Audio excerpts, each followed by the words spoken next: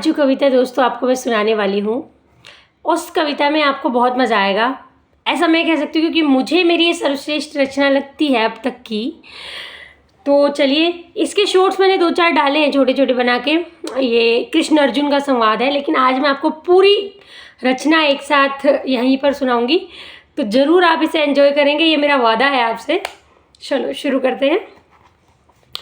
कि युद्ध क्षेत्र में कुटुंब देखकर जब पार्थ ने खड़े अपने हाथ किए, युद्ध क्षेत्र में कुटुंब देखकर जब पार्थ ने खड़े अपने हाथ किए, मन में पीड़ा आंख में अश्रु धराशाही हथियार किए, मन में पीड़ा आंख में अश्रु धराशाही हथियार किए, गुरु द्रोण और कुटुंब खड़े हैं, गुरु द्रोण और कुटुंब खड़े हैं, किसको युद्ध कौशल दिखलाऊंगा, अपने भाइयों को मार इतिहास में कुलघाती कहलाऊंगा। ये अर्जुन जब युद्ध शुरू हो जाता है, कृष्ण और अर्जुन खड़े होते हैं, तो मतलब अर्जुन हार मान लेता है, हथियार डाल देता है कि यार मैं अपनों से युद्ध कैसे करूं, ये सब मेरे परिवार वाले हैं।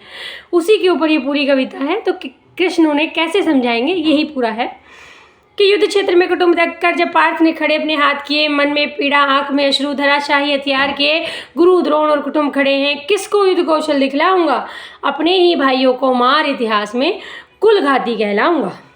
और जिससे ली अस्त्रों की शिक्षा, क्या उसको भी आज मैं मारूंगा, जिससे ली अस्त्रों की शिक्षा, क्या उसको भी आज मैं मारूंगा, जिस दादा की गोदी में खेल के बड़ा हुआ, उसकी छाती तीरों से फाड़ूंगा।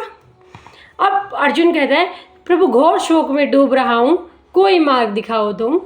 अच्छा, घोर शोक में डूब रहा हूँ, कोई मार्ग दिखाओ तुम, अब कर्म है क्या और धर्म है क्या, आके मुझे समझाओ तुम। तो अर्जुन कहते हैं कि मेरे को कुछ समझ नहीं आ रहा भगवान, अब आप मुझे बताओ कि मुझे क्या करना चाहिए। तब भगवान कृष्ण आते हैं कि पीड़ा में पार्थ को पड़ा देख, अब क्रोध कृष्ण को आया था, पीड़ा में पार्थ को पड़ा देख, अब क्रोध कृष्ण को आया था, फिर काल चक्र की गति को रोक, कुछ कृष्ण को यूँ समझाया था कि ये समस्त वही है पार्थ मेरे, जो न किसी पाप से डरते थे, ये समस्त वही है पार्थ मेरे, जो न किसी पाप से डरते थे, अपनी भाभी का चीरहरण ये भरी सभा में करते थे। ये समस्त वही है पार्थ मेरे, जो न किसी पाप से डरते थे, अपनी भाभी का चीरहरण ये भरी सभा में करते थे, ना नारी का सम्मान किया, ना बड़ों की इज्जत करते थे, ना नारी का सम्मान किया, ना बड़ों की इज्जत करते थे, और 13 साल अज्ञात वर्ष, 13 साल वनवास और 1 साल अज्ञात वर्ष तुम इन्हीं के कारण भटके थे। अब आगे कहते हैं, ये भाई वही है पार्थ मेरे, जो दे ना सके तुम्हें ग्राम पंच, कि भाई 5 गांव देने से भी मना कर दिया, जबकि इनके पास हस्तिनापुर जो कि इतना विराट राज्य था, वो पूरा राज्य इनके पास था। तुमने सिर्फ इंद्रप्रस्थ की डिमांड रखी थी जिसमें सब 5 गांव थे, वो भी देने से मना कर रहे हैं। कैसे भाई हैं ये? कि भाई वही है पार्थ मेरे, जो दे ना सके तुम्हें ग्राम पंच, और जिनने भरी सभा में खेले तुम संग पासे से प्रपंच। कि हस्तिनापुर सा विराट राज्य भी लगता है इनको छोटा है, कि भाई हस्तिनापुर इतना विराट राज्य भी है फिर भी इनको छोटा लग रहा है, कि हस्तिनापुर सा विराट राज्य भी लगता है इनको छोटा है, लघु इंद्रप्रस्थ पर नजरें रखते मन इनका बड़ा खोटा है। जी, लघु इंद्रप्रस्थ पर नजरें रखते मन इनका बड़ा खोटा है। ये भाई वही है पार्थ मेरे, जिन्होंने कभी ना साथ निभाया है, ये भाई वही है पार्थ मेरे, जिन्होंने कभी ना साथ निभाया है, और शकुनी के चक्कर में आकर लाक्षय ग्रह बनवाया है, और 5 पांडव मार दिए थे लाक्षय ग्रह में जला करके। जी, 5 पांडव मार दिए थे लाक्षय ग्रह में जला करके, मैंने ही बचाया था पार्थ तुमको वहाँ पर आकर के। कि भाई उन्होंने तो अपनी मर्जी से लाक्षय ग्रह जला करके 5 पांडवों को मार दिया था, वो तो मैंने ही तुम्हें पहले आगाह करके वहाँ से निकाल लिया था, नहीं तो उन्होंने तो तुम्हारा कर दिया था काम तमाम।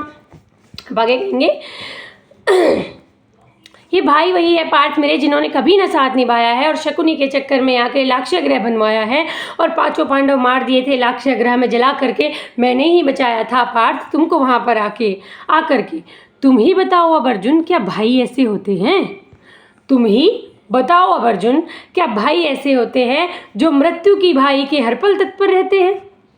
अजी, धर्म नहीं है निकट भी उनके, हाँ धर्म नहीं है निकट भी उनके, फिर चाहे वो महाबली है। अजी, धर्म नहीं है निकट भी उनके, फिर चाहे वो महाबली हैं, पापी, दुरात्मा, अधर्मी, कुकर्मी, नीच, दुष्ट और महाखली हैं। पापी, दुरात्मा, अधर्मी, कुकर्मी, नीच, दुष्ट और महाखली हैं। और गुरु द्रोण भी अधर्मी हैं। जो आप कह रहे हो ना कि मैं क्या अपने गुरु को मार दूं, क्या मैं अपने दादा को मार दूं, इस बात पे कृष्णा जी जवाब दे रहे हैं कि गुरु द्रोण भी अधर्मी है, पापी का साथ निभाते हैं।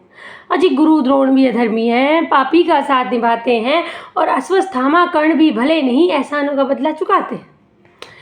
कि कर्ण भी भले नहीं है, एहसानों का बदला चुकाते हैं। और क्या जब देश नरेश ही पापी हो, जब देश का राजा ही पापी हो, ये कहना चाह रहे हैं कि भाई जब देश नरेश ही पापी हो तो क्या उसका साथ निभाते हैं। और भीष्म पिता तो सर्वस्व जानते, भीष्म पिता तो सर्वस्व जानते, फिर क्यों राज्य से मोह लगाते हैं।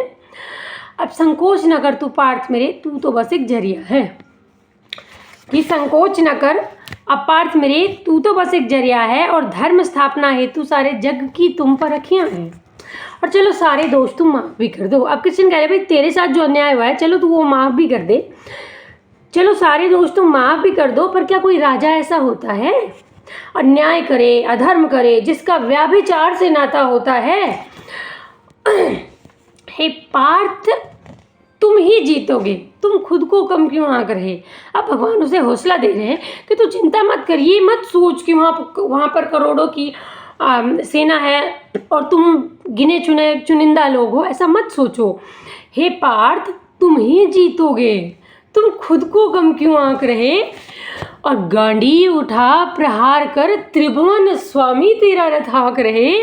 और मेरी दृष्टि में सुन अर्जुन, अब अर्जुन को कह रहे हैं कि भाई मेरी दृष्टि में सुन अर्जुन, ना धर्म की कोई माफ़ी है। कि मेरी दृष्टि में सुन अर्जुन, ना धर्म की कोई माफ़ी है, फिर चाहे करोड़ों हो गीदड़ पर शेर एक ही काफ़ी है। कि चाहे करोड़ों हो गीदड़ पर शेर एक ही काफ़ी है। क्या कह रहे हैं कृष्णा कि हे पार्थ, विजय तुम्हारी होगी, तुम खुद को गम क्यों आंक रहे। गांडी उठा प्रहार कर, त्रिभुवन स्वामी तेरा रथ हाँक रहे। और मेरी दृष्टि में सुन अर्जुन, ना धर्म की कोई माफ़ी है। मेरी दृष्टि में सुन अर्जुन, ना धर्म की कोई माफ़ी है, फिर चाहे करोड़ों हो गीदड़ पर शेर एक ही काफ़ी है। अब सुन केशव की बातें अर्जुन ने सर गांडीव पे तान दिया। सर मतलब कहते हैं हमारी देसी लैंग्वेज में तीर को। कि सुन केशव की बातें अर्जुन ने सर गांडीव पर तान दिया। समर भूमि कुरुक्षेत्र को फिर अर्जुन ने लहूलुहान किया। और केशव की बातों ने अर्जुन को कुछ ऐसा प्रमाण दिया, केशव की बातों ने अर्जुन को कुछ ऐसा प्रमाण दिया। फिर युद्ध भूमि में अर्जुन ने अस्त्रों का संधान किया। कि फिर युद्ध भूमि में अर्जुन ने अस्त्रों का संधान किया। और सर्वश्रेष्ठ धनुधर था जग का वो। भाई अर्जुन सर्वश्रेष्ठ धनुधर था। कि सर्वश्रेष्ठ धनुधर था जग का वो, सम्मुख कौन भला टिक सकता था। सर्वश्रेष्ठ धनुधर था जग का वो, सम्मुख कौन भला टिक सकता था। और जिसके संग खड़े हों केशव, जिसके संग खड़े हों केशव, उसका रथ एक हाथ नहीं टिक सकता था। कि जिसके संग खड़े हों केशव, उसका रथ एक हाथ नहीं टिक सकता था। तो ये थी मेरी कृष्ण अर्जुन संवाद महाभारत के ऊपर मैंने लिखा था कि जब अर्जुन हताश हो जाते हैं तो भगवान श्री कृष्ण उन्हें कैसे उनके धर्म का मतलब कैसे उन्हें समझाते हैं कि तुम्हें ये युद्ध क्यों करना है। ये कोई राज्य के लिए युद्ध नहीं है, ये धर्म युद्ध है। तुम सोचो एक ऐसे राज्य के, ऐसे राजा के राज्य में उस जनता का क्या हाल होगा जिस राज्य के राजा ने अपनी ही भाभी जो कि कुलवधू है उसको पूरी सभा में अपमानित कर दिया इतनी बुरी तरह से। तो उन आम नारियों का उस सभा में क्या होगा, तुम उनके बारे में सोचो। जब वो अपने भाइयों को हक नहीं दे रहे हैं तो यहाँ पर आम जनता ऐसे घटिया सोच के राजा के राज्य में उस जनता का क्या हाल होगा, तुम ये सोचो, सिर्फ अपने बारे में मत सोचो। भगवान कृष्ण उसे उसके कर्तव्य का मतलब याद दिलाते हैं। उसका क्या कर्तव्य है कि भाई तुम्हारा कर्तव्य है धर्म की स्थापना करना।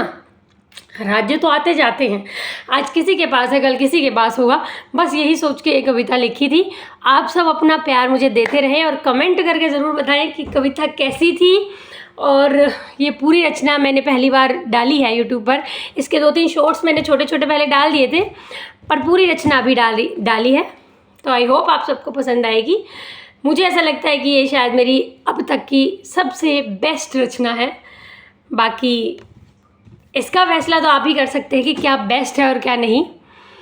चलिए बने रहिए चैनल के साथ, मेरे चैनल को सब्सक्राइब करना ना भूलें, लाइक करें, अपने दोस्तों के साथ शेयर करें और कमेंट करके अपने विचार ज़रूर बताएं कि आपको मेरी कविताएं, मेरी शायरियाँ कैसी लगती हैं। Thank you.